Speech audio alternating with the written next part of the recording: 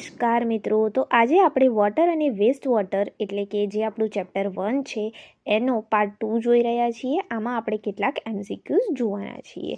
તો અહીં આજનો આપણો પહેલો પ્રશ્ન છે, the principal cause of temporary hardness in a water is. જ્યારે પાણીની અંદર ટેમ્પરરી હાર્ડનેસ થાય છે, જેને આપણે અસ્થાયી કઠોરતા કહીએ છીએ, એનું મુખ્ય કારણ શું છે?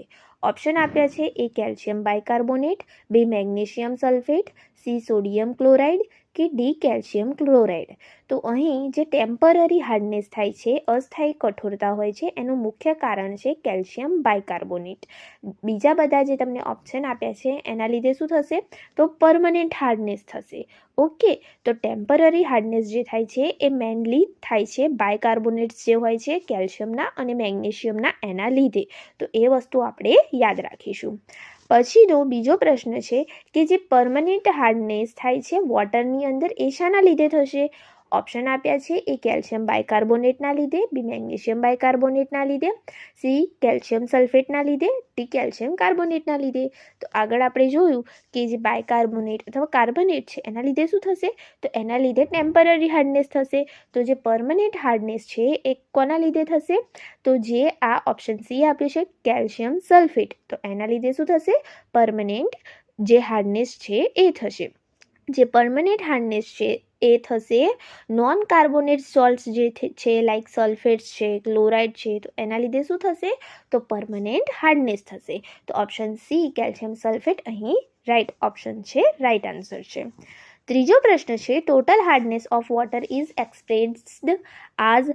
જે વોટર છે, પાણી છે, એની જે કુલ કઠોરતા છે, ટોટલ હાર્ડનેસ છે, એ કયા તત્વ તરીકે દર્શાવવામાં આવશે? ઓપ્શન આપ્યો છે: એ MgCO3, બી CaSO4, C CaCO3, D NaCl. Okay, અહીં ઓપ્શન સી રાઈટ આન્સર છે. કેલ્શિયમ કાર્બોનેટ વડે જે એની ટોટલ હાર્ડનેસ છે, CaCO3 વડે, કેલ્શિયમ કાર્બોનેટ વડે તમે દર્શાવી શકશો.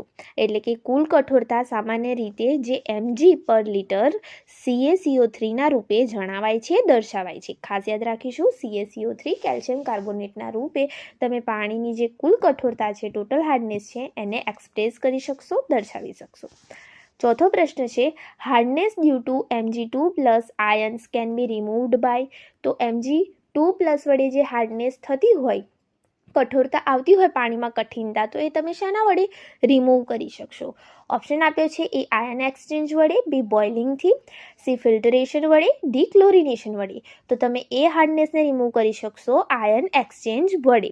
તો અહીં આયન વિનિમય પ્રક્રિયા થશે. Ca2+ જે છે, Mg2+ છે, એને આપણે બદલી દઈશું Na+ આયન સાથે, અને એ રીતે તમે જે મેગ્નેશિયમ આયનથી થતી કઠોરતા છે એને દૂર કરી શકશો. કોની સાથે બદલશો? તો Na+ આયન સાથે બદલશો. ડન. કઈ પ્રક્રિયા થશે? આયન એક્સચેન્જની પ્રક્રિયા થશે, આયન વિનિમયની પ્રક્રિયા થશે, યાદ રાખીશું. પછીનો પાંચમો પ્રશ્ન છે, જે મેગ્નેશિયમ કન્ટ્રીબ્યુટ કરે છે, જે મેગ્નેશિયમ કન્ટ્રીબ્યુટ શું કરે છે પાણીની અંદર?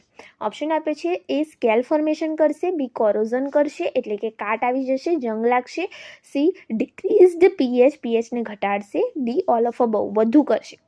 તો અહીં જે મેગ્નેશિયમ છે એ શું કરશે? સ્કેલ ફોર્મેશન કરશે.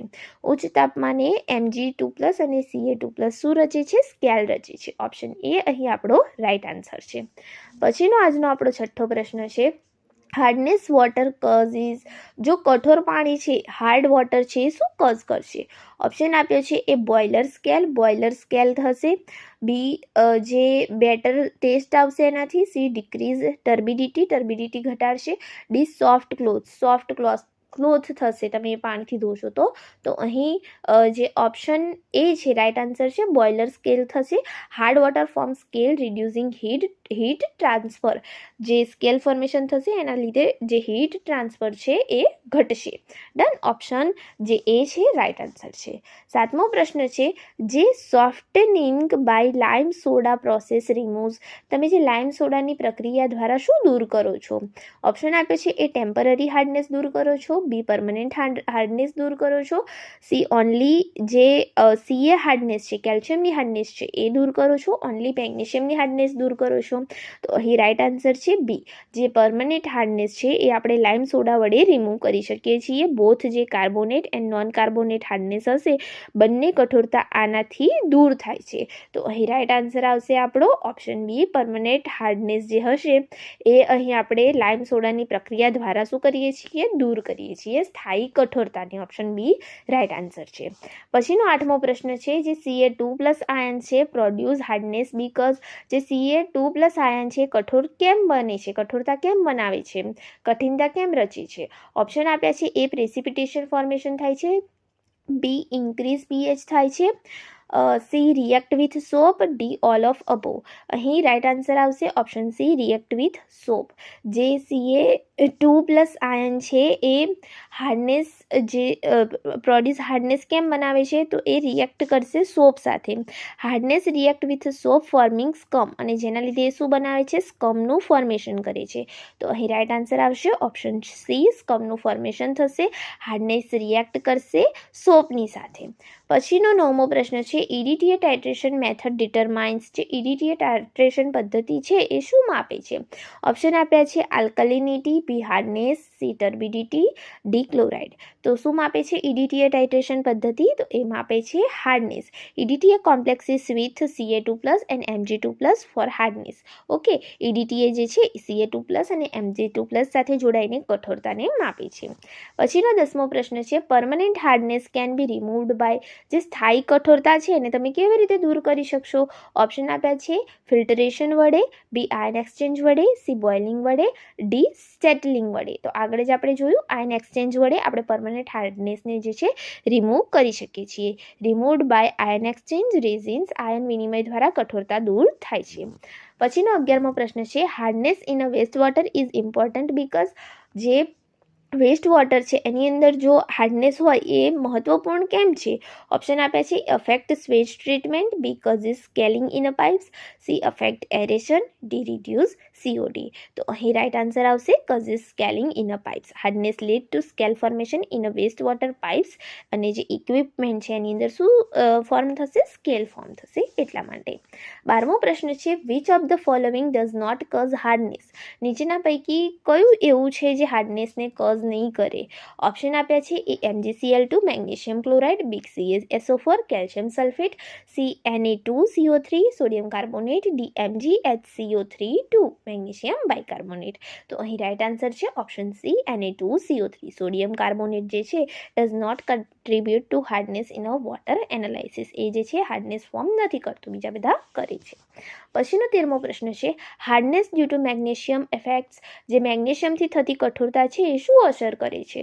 ઓપ્શન આપ્યા છે ટેસ્ટ ઓફ વોટર, જલનો સ્વાદ બદલી દેશે, બી સ્કેલિંગ થશે, સી જે ડિસઇન્ફેક્શન છે એ થશે, ડિસેડિમેન્ટેશન થશે. તો આગળ જોઈએ એમ સ્કેલિંગ થશે. MG cause scale formation in boilers and pipes. Boilers and પાઇપની અંદર સ્કેલ ફોર્મેશન કરશે મેગ્નેશિયમ.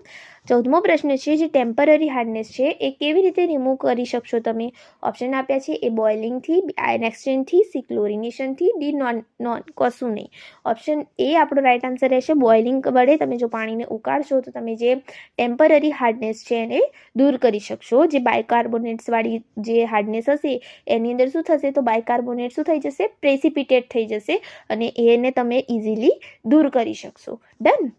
પછીનો 15મો પ્રશ્ન છે કે hard water reacts with soap to form. જો હાર્ડ વોટર સોપ સાથે રિએક્ટ કરશે તો શાનું ફોર્મેશન થશે? ઓપ્શન આપ્યા છે A foam, B scum, C salt કે ડી આલ્કોહોલ. તો શું ફોર્મ થશે મિત્રો? સ્કમ ફોર્મ થશે. ઓપ્શન બી રાઈટ આન્સર છે. Hard ions form insoluble scum with soap. કઠોરતા જે હાર્ડનેસ છે એ રિએક્ટ કરશે સોપની સાથે અને જે ઇનસોલ્યુબલ એટલે કે જે કશામાં સોલ્યુબલ નથી એવો સ્કમ બનાવશે. ડન. પછીનો જે આપણો પ્રશ્ન છે 16મો એ છે હાર્ડનેસ ઇઝ મેઝરેડ ઇન. કઠોરતા શાની અંદર માપવામાં આવે છે? ઓપ્શન આપે છે Mg પર L CaCO3, બી ppmO2, સી Mg પર L NaCl, ડી Mg પર L SO4. તો આગળ જોયું એમ જે હાર્ડનેસ છે એ માપવામાં આવે છે Mg પર L CaCO through calcium carbonate through આપણે માપીએ છીએ. જે સ્ટાન્ડર્ડ એક્સપ્રેશન છે એનું એ હાર્ડનેસ માટે છે Mg પર L CaCO3. ડન. પછીનો 17મો પ્રશ્ન છે water having greater than 300 mg per L hardness is considered. તો જો પાણીની હાર્ડનેસ 300 mg પર એલ જે એલ છે એનાથી વધુ છે તો તમે પાણીને કેવું માનશો? ઓપ્શન આપ્યા છે એ સોફ્ટ માનશો, બી મોડરેટલી હાર્ડ માનશો, સી હાર્ડ માનશો કે બહુ જ હાર્ડ અત્યંત કઠોર માનશો. તો અહીં ઓપ્શન ડી આપણો રાઇટ આન્સર છે, વેરી હાર્ડ રહેશે. જો જે હાર્ડનેસ છે એ કેવી છે તો ગ્રેટર ધેન 300 છે, 300થી વધારે mg પર એલ CaCO3 છે તો એને વેરી હાર્ડ વોટર કહેવાશે, અત્યંત કઠોર પાણી. ડન. પછીનો 18મો પ્રશ્ન છે in waste water hardness mainly affect. જે વેસ્ટ વોટર છે એની અંદર હાર્ડનેસ શાની અંદર અફેક્ટ કરે છે? ઓપ્શન આપ્યા છે એ ટ્રીટમેન્ટ એફિશિયન્સી સારવારને અસર કરે છે, બી ન્યુટ્રિયન્ટ રિમૂવલ પોષક તત્વ દૂર કરે છે, સી સ્લજ ડીવોટરિંગ કચરો જે છે એને ડીવોટર કરે છે, ડી સ્કેલ ફોર્મેશન કરે છે. તો અહીં ઓપ્શન ડી રાઇટ આન્સર છે, સ્કેલ ફોર્મેશન કરશે. Scale clogs equipment reduces heat transfer. Okay, આગળ જોયું એમ. 19મો પ્રશ્ન છે મેગ્નેશિયમની જે હાર્ડનેસ છે ફ્રેક્શન્સ ઇઝ ફાઉન્ડ બાય. મેગ્નેશિયમની કઠોરતાના ભાગ નક્કી કરવા માટે તમે શું યુઝ કરશો? ઓપ્શન આપ્યા છે એ EDTA, બી જે આ કેઝલેડલ છે એ, સી નેસ્લર જે છે એ, ડી વિંકલર જે છે એ.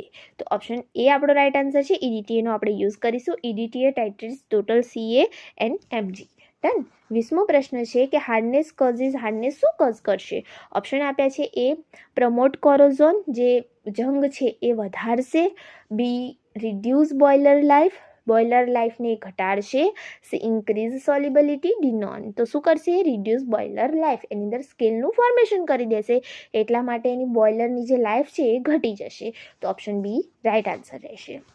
21મો પ્રશ્ન છે most abundant hardness ion is ground water is. તો જે ભૂગર્ભ જળ છે એમાં તમને સૌથી વધુ કઈ કઠોરતા જોવા મળશે? એક્ઝામ માટે IMP એવો પ્રશ્ન છે. ઓપ્શન આપ્યા છે એ Mg2+ મેગ્નેશિયમની જોવા મળશે, બી છે Ca2+ કેલ્શિયમની જોવા મળશે, સી છે Na+ એટલે સોડિયમની જોવા મળશે, ડી છે Cl- ક્લોરાઇડની જોવા મળશે. તો જે ભૂગર્ભ જળ છે એમાં તમને સૌથી વધુ કેલ્શિયમની હાર્ડનેસ જોવા મળશે. કઈ હાર્ડનેસ જોવા મળશે ગ્રાઉન્ડ વોટરમાં? કેલ્શિયમની, Ca2+. ડન. પછીનો 22મો પ્રશ્ન છે કે હાર્ડનેસ જે છે ઇન્ટરફિયરિંગ વિથ જે ક્લોરિન છે ડિસઇન્ફેક્શન ઇઝ ડ્યુ ટુ. જે કઠોરતા છે ક્લોરિનની નિર્મૂલતામાં અવરોધનનું કારણ બને છે. ઓપ્શન આપ્યા છે OH-, બી Ca2+ અને Mg2+, સી છે CO2 અને ડી છે Cl-. અહીં રાઇટ આન્સર આવશે બી.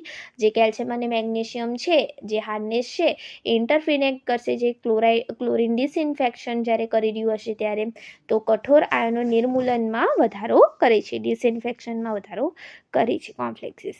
ડન. ઇન્ટરફિરન્સ કરશે. 23મો પ્રશ્ન છે હાર્ડનેસ ઇન્ક્રીઝિસ વિથ. કઠોરતા શાની સાથે વધે છે? ઓપ્શન આપ્યા છે રેનફોલ વરસાદની સાથે, બી ઇવપરેશન બાષ્પીભવનની સાથે, ફિલ્ટ્રેશનની સાથે કે ડાયલ્યુશનની સાથે. તો હાર્ડનેસ વધે છે ઇવપરેશનની સાથે. ઇવપરેશન જેટલું થશે એટલું કન્સન્ટ્રેશન Caનું અને Mgનું વધશે એટલે હાર્ડનેસ વધશે. ઓપ્શન બી રાઇટ આન્સર છે. 24મો પ્રશ્ન છે રેપિડ સેન્ડ ફિલ્ટરેશન રિમૂવ્સ. જે ફાસ્ટ જે સેન્ડ ફિલ્ટર છે એનાથી શું રિમૂવ થશે?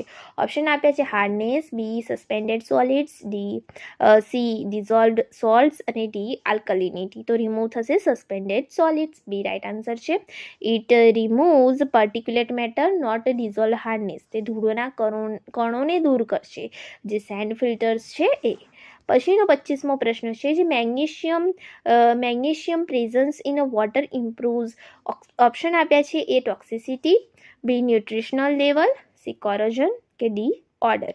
તો જ્યારે મેગ્નેશિયમનું જે લેવલ જે છે એ વધી જશે તો એ જે પ્રેઝન્સ છે એ વોટરની અંદર ઇમ્પ્રૂવ થશે. તો એની અંદર બીજું શું ઇમ્પ્રૂવ થશે? તો મિનરલ્સ જે છે એટલે ન્યુટ્રિશનલ વેલ્યુ જે છે એની વધશે. તો ઓપ્શન બી અહીં રાઇટ આન્સર રહેશે. ડન. પછીનો પ્રશ્ન છે 26મો કે hardness found in a industrial waste water primarily from. તો ઉદ્યોગ જળ છે એમાં કઠોરતા મુખ્યત્વે કઈ રીતે તમે ફાઉન્ડ કરો છો?